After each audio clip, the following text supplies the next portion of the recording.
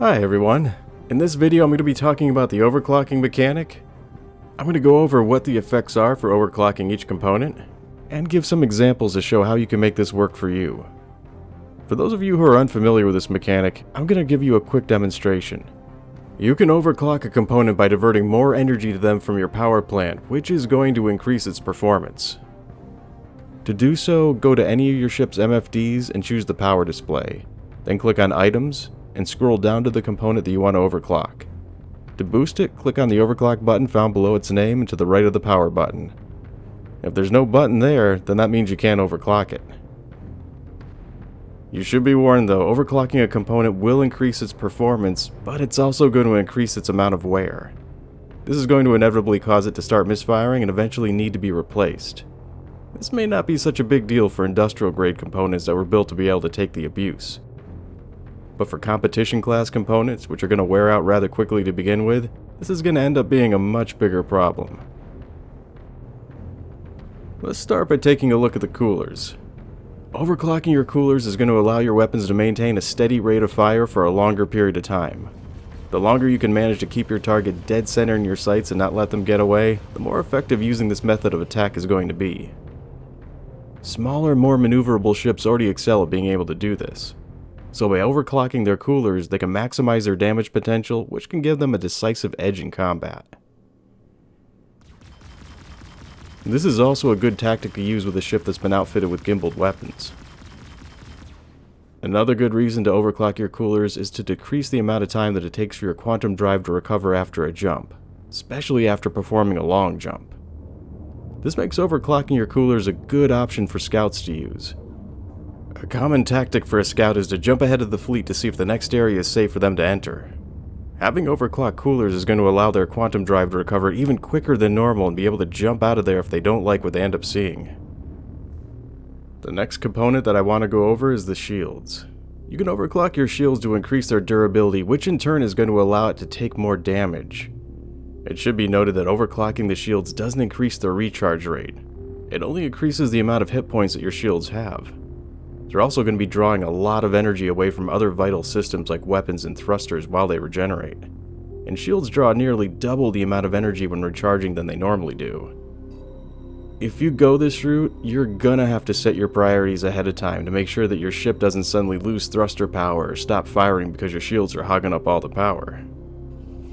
Overclocking your shields is going to definitely make you a tankier opponent, but I generally tend to not use this approach when dogfighting. Mainly because if you're already taking that much damage in a fight, then having bigger shields may not be the best tactic for you to use. But I do generally like to overclock my shields when I go on mining runs. I do this as a precautionary measure in case something goes wrong and an overcharged rock ends up exploding on me. Before the mining system was revamped, this happened to me more times than I care to admit to.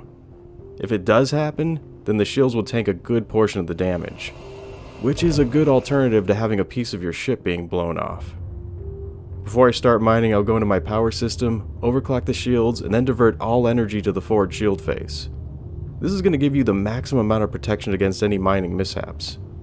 It's also going to reduce what could potentially be a crippling level of damage to your ship down to minimal amounts. You can also individually overclock all of your ship's weapons. Overclocking your weapons will increase their rate of fire, but not their range or the amount of damage that's being done with each shot. It's also going to make your weapons far more prone to overheat. But overclocking your weapons does have a number of tactical applications that can be used in combat. Like, for example, if you're fighting a faster, more nimble ship. In that instance, you'll find that the window of opportunity where the enemy appears in your sights will be much shorter than when fighting other slower ships.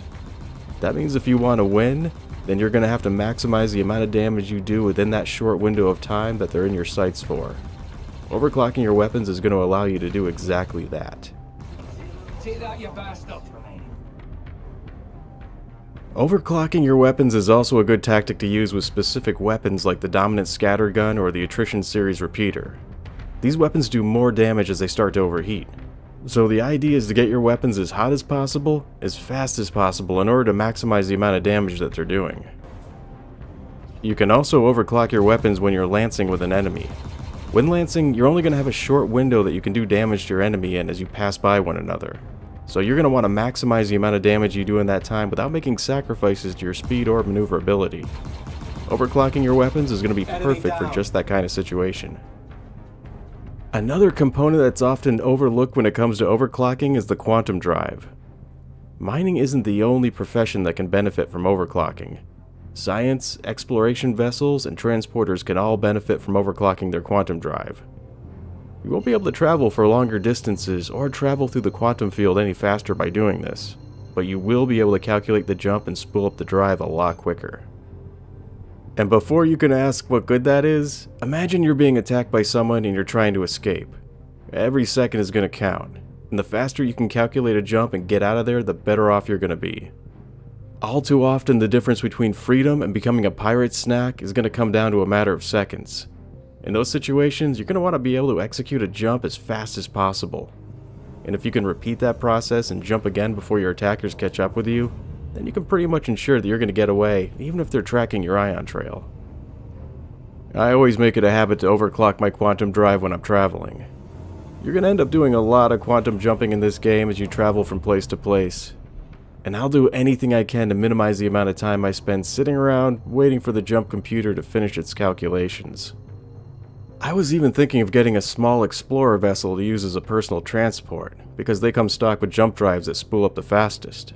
And if you overclock them, then it becomes almost instantaneous. These are just a few examples of the advantages that you can get from overclocking your components. You can expect this list to expand as more gameplay elements come online and as the list of available components increases. I'm your host, Law of the West. Thanks for tuning in, and take care.